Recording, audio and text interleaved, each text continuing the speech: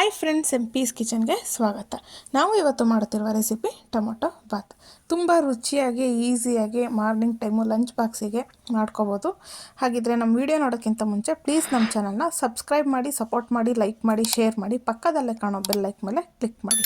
ಹಾಗಿದ್ರೆ ಈ simple tomato Baat ಮಾಡೋ ವಿಧಾನ ಹೇಗೆ ನೋಡೋಣ ಬನ್ನಿ. ಫಸ್ಟು ನಾವಿಲ್ಲಿ ಒಂದು ಮಸಾಲೆ ರುಬ್ಕೋಬೇಕು. ನಾನಿಲ್ಲಿ 2 ಮೀಡಿಯಮ್ ಸೈಜ್ ಟೊಮೊಟೊನ ಇಲ್ಲಿ ಒಂದು ಮಿಕ್ಸಿ ಜಾರ್ಗೆ ಸೇರಿಸ್ಕೊತಾ ಇದ್ದೀನಿ. ನೀವು ಜಾಸ್ತಿ ಮಾಡ್ಕೊಳ್ಳೋದಾದರೆ ಕ್ವಾಂಟಿಟಿ ಜಾಸ್ತಿ ಮಾಡ್ಕೊಳ್ಳಿ. ಹಾಗೆ ಫಾರಮ್ ಟೊಮೊಟೊ ಆದರೆ ಸ್ವಲ್ಪ ಜಾಸ್ತಿನೂ ತೊಗೋಬೋದು. ಹಾಗೆ 1 ಮೀಡಿಯಮ್ ಸೈಜ್ ಈರುಳ್ಳಿನ ಕಟ್ ಮಾಡಿ ತೊಗೊಂಡಿರೋ ಅಂಥದ್ದು. ಹಾಗೆ ಇದಕ್ಕೆ ನಾನು 1 ಇಂಚು ಶುಂಠಿ ಹಾಗೆ ಒಂದು 7-8 ಬೆಳ್ಳುಳ್ಳಿನ ಸಿಪ್ಪೆ ತೆಗೆದು ತೊಗೊಂಡಿರೋ ಅಂಥದ್ದು.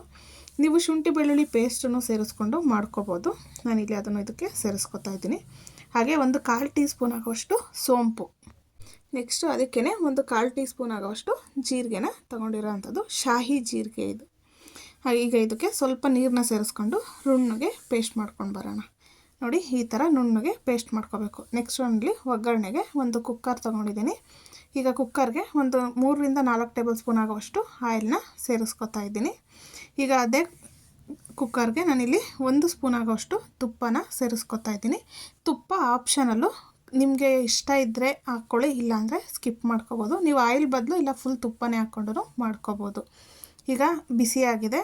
ಈಗ ಇದಕ್ಕೆ ನಾನಿಲ್ಲಿ ಒಂದು 1/4 ಟೀ ಸ್ಪೂನ್ ಆಗೋಷ್ಟು ಸಾಸಿವೆ, ಹಾಗೆ 2 ಲವಂಗ, 1 ಇಂಚು ಚಕ್ಕೆ, ಸ್ವಲ್ಪ ಕಸೂರಿ ಮೇಥಿ, 1 ಪಲಾವ್ ಎಲೆನ ತೊಗೊಂಡಿರೋ ಅಂಥದ್ದು. ನೀವು ಇದಕ್ಕೆ ಇಷ್ಟ ಆಗೋದಾದರೆ ಸ್ವಲ್ಪ ಸ್ಟಾರ್ ಹೂವು, ಕಲ್ಲು ಹೂವು ಎಲ್ಲನೂ ಸೇರಿಸ್ಕೋಬೋದು.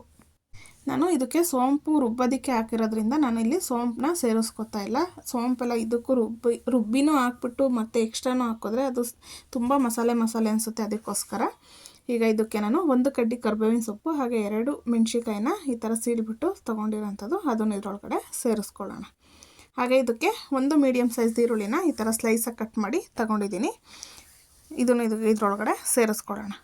ಈಗ ಈರುಳ್ಳಿ ಎಲ್ಲ ಚೆನ್ನಾಗಿ ಗೋಲ್ಡನ್ ಬ್ರೌನ್ ಕಲರ್ ಆಗಬೇಕು. ಆ ರೀತಿ ನಾವು ಮಿಕ್ಸ್ ಮಾಡ್ಕೊಬೇಕಾಗುತ್ತೆ, ಫ್ರೈ ಮಾಡ್ಕೋಬೇಕು. ನಾವು ಮೀಡಿಯಮ್ ಟು ಲೋ ಫ್ಲೇಮ್ ಇಟ್ಕೊಂಡು ಇದನ್ನು ಫ್ರೈ ಮಾಡ್ಕೊಳ್ಳೋಣ. ಇದು ಗೋಲ್ಡನ್ ಬ್ರೌನ್ ಕಲರ್ ಆಗಿ ಹಸಿ ವಾಸನೆ ಎಲ್ಲ ಸ್ಮೆಲ್ ಹೋದರೆ ಸಾಕಾಗುತ್ತೆ. ನೋಡಿ, ಈ ಥರ 1-2 ನಿಮಿಷ ಫ್ರೈ ಮಾಡಿಕೊಂಡ್ರೆ ಸಾಕು. ನಾವು ಬಿಗಿನರ್ಸು, ಬ್ಯಾಚುಲರ್ಸು ಎಲ್ಲರೂ ಈಸಿಯಾಗೆ ಮಾಡ್ಕೋಬೋದು. ತುಂಬ ಈಸಿ, ಕಮ್ಮಿ ಇಂಗ್ರೀಡಿಯೆಂಟು. ಈ ಥರ ಮಾಡೋದ್ರಿಂದ ಮಕ್ಕಳೆಲ್ಲ ಇಷ್ಟಪಟ್ಟು ತಿಂತಾರೆ. ನಾವು ಜಾಸ್ತಿ ಟೊಮೊಟೊ ಬಾಯಿಗೆಲ್ಲ ಸಿಗಲ್ಲ, ಅದಕ್ಕೋಸ್ಕರ. ನೋಡಿ, ಈಗ ಇದು ಚೆನ್ನಾಗಿ ಫ್ರೈ ಆಗಿದೆ. ಈ ಟೈಮಲ್ಲೇ ನಾನು ಇದಕ್ಕೆ ಒಂದು ಮೀಡಿಯಮ್ ಸೈಜ್ದು ಟೊಮೊಟೊನ ಈ ಥರ ಸ್ವಲ್ಪ ಕಟ್ ಮಾಡಿಬಿಟ್ಟು ತೊಗೊಂಡಿರೋ ಅಂಥದ್ದು. ನೀವು ಸ್ವಲ್ಪ ದಪ್ಪನೂ ಕಟ್ ಮಾಡ್ಕೋಬೋದು, ಇಲ್ಲಾಂದರೆ ಈ ಥರ ಸ್ವಲ್ಪ ಸಣ್ಣಗೆ ಕಟ್ ಮಾಡಿ ಸೇರಿಸ್ಕೋಬೋದು. ಈ ಥರ ಸೇರಿಸೋದ್ರಿಂದ ನಮಗೆ ಟೊಮೊಟೊ ಬಾತಲ್ಲಿ ಟೊಮೊಟೊ ಕಾಣಿಸೇ ಇಲ್ಲಾಂದರೆ ಹೆಂಗೆ, ಈ ಥರ ಹಾಕೋದ್ರಿಂದ ನಮಗೆ ಒಂಥರ ಹೈಲೈಟಾಗೂ ಕಾಣಿಸುತ್ತೆ ಮತ್ತು ಚೆನ್ನಾಗೂ ಇರುತ್ತೆ ಟೇಸ್ಟು. ಅದಕ್ಕೋಸ್ಕರ ಈಗ ಇದನ್ನೆಲ್ಲ ನಮಗೆ ಟೊಮೊಟೊ 100% ಫ್ರೈ ಆಗೋ ಅಂಥದ್ದೇನೂ ಇಲ್ಲ. ಒಂದು 50% ಫ್ರೈ ಆದರೆ ಸಾಕಾಗುತ್ತೆ ಇದು.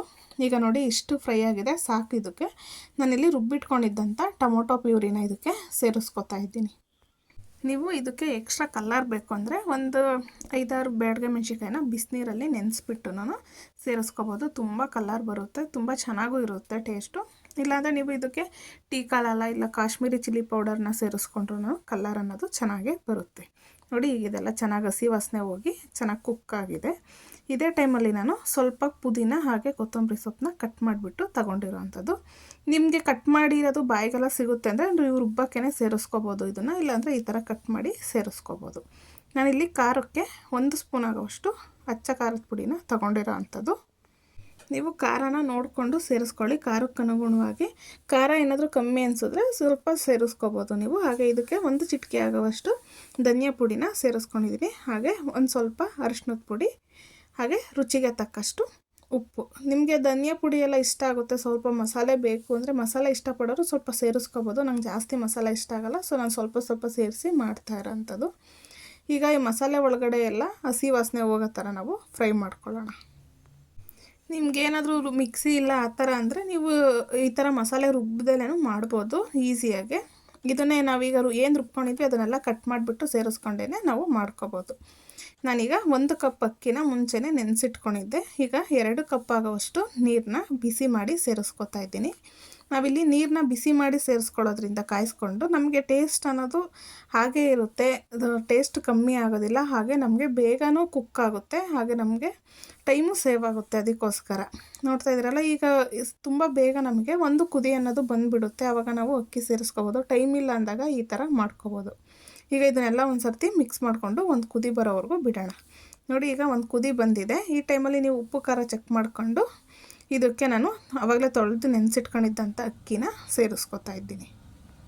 ನಾವು ಅಕ್ಕಿನ ನೆನೆಸಿಡೋದ್ರಿಂದ ನಮಗೆ ರೈಸ್ ಅನ್ನೋದು ಉದುದ್ರಾಗಿ ಬರುತ್ತೆ, ತುಂಬಾ ಟೇಸ್ಟಿಯಾಗಿರುತ್ತೆ, ಕ್ವಿಕ್ಕಾಗುತ್ತೆ. ಅದಕ್ಕೋಸ್ಕರ ನೋಡಿ, ಈಗ ಇದನ್ನೆಲ್ಲ ಮಿಕ್ಸ್ ಮಾಡಿಕೊಂಡು ನಾವು ಹಾಫ್ ಬಾಯ್ಲ್ ಮಾಡ್ಕೋಬೇಕು. ನಾವು ಅಕ್ಕಿ ಹಾಕಿದ ತಕ್ಷಣ ಕ್ಲೋಸ್ ಮಾಡಿಬಿಟ್ರೆ ಲಿಡ್ನ, ನಮಗೆ ರೈಸ್ ಎಲ್ಲ ಕೆಳಗಡೆ, ಮಸಾಲೆ ಎಲ್ಲ ಮೇಲೆ ಆ ಥರ ಆಗುತ್ತೆ. ಅದಕ್ಕೋಸ್ಕರ ಹಾಫ್ ಬಾಯ್ಲ್ ಮಾಡ್ಕೊಂಡು ಲಿಡ್ ಕ್ಲೋಸ್ ಮಾಡೋದ್ರಿಂದ ನಮಗೆ ತುಂಬಾ ಚೆನ್ನಾಗಾಗುತ್ತೆ. ಎಲ್ಲದಕ್ಕೂ ಹೊಂದ್ಕೊಳುತ್ತೆ ಮಸಾಲೆ ಅನ್ನೋದು. ನೋಡಿ, ಈ ಥರ ಹಾಫ್ ಬಾಯ್ಲ್ ಮಾಡಿಕೊಂಡು ನಾವು ಲಿಡ್ನ ಕ್ಲೋಸ್ ಮಾಡಿ ಕುಕ್ ಮಾಡ್ಕೋಬೇಕಾಗುತ್ತೆ.